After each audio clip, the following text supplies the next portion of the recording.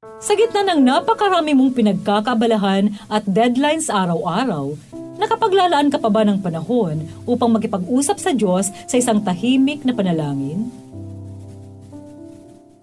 Purihin ang Diyos sa araw na ito ng Sabado, 18 ng Nobyembre.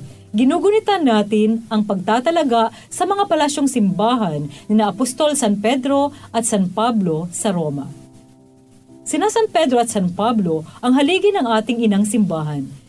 Kaya marapat lamang na parangalan ang mga simbahang nagdadambana sa kanilang libingan. Ako ay Sister Lines ng Daughters of St. Paul. Panawagang maging matyaga sa panalangin at huwag mahisiraan ng loob ang hamon sa atin ng mabuting balita.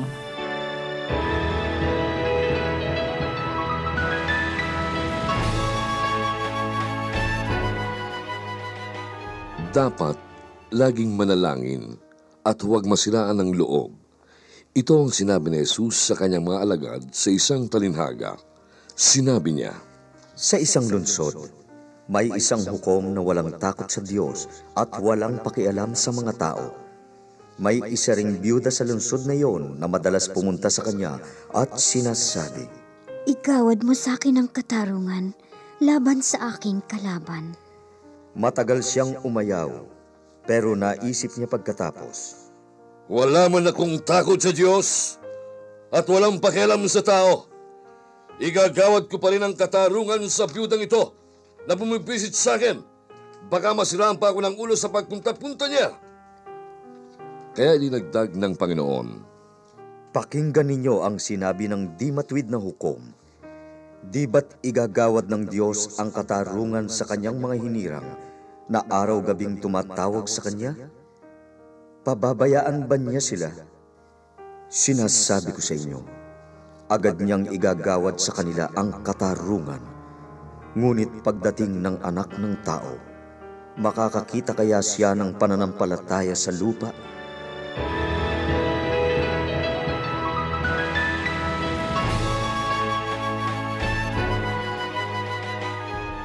Ngayong araw, nakikisa tayo sa buong simbahan sa pagdiriwang ng pagtatalaga ng Basilika na San Pedro at San Pablo sa Roma.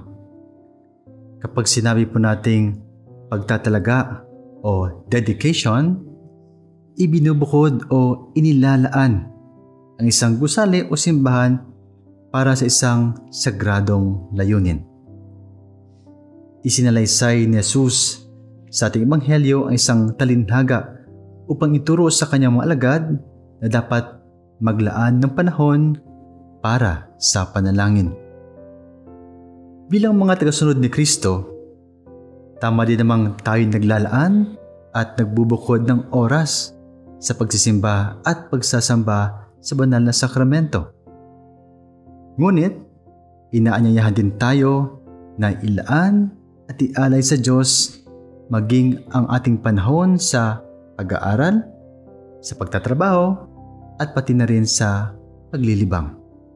Nang sa gayon, ang ating buhay ay nababalot ng panalangin. At sa pagbabalik ng Anak ng Tao, nakasisiguro tayo na may daratan siyang mga taong may tunay at buhay na pananampalataya. Mga kapanalig, support Pauline's online ministry. Subscribe, like, and follow us on Facebook, YouTube, Instagram, Twitter, TikTok, Spotify, Google, and Apple Podcast. Maraming salamat po. At sa lahat na nagme-message sa amin na humihingi ng panalangin para sa iba't ibang intensyon, asahan po ninyong kasama nyo kami sa pagdarasal na ipagkaloob ng Diyos ang inyong mga kahilingan. Ito po muli si Sister Lines ng Daughters of St. Paul na nagpapaalalang napakaikli ng buhay na sa Diyos hiram lamang. Gamitin ang bawat sandali sa paggawa ng mabuti para sa kanyang kapurihan.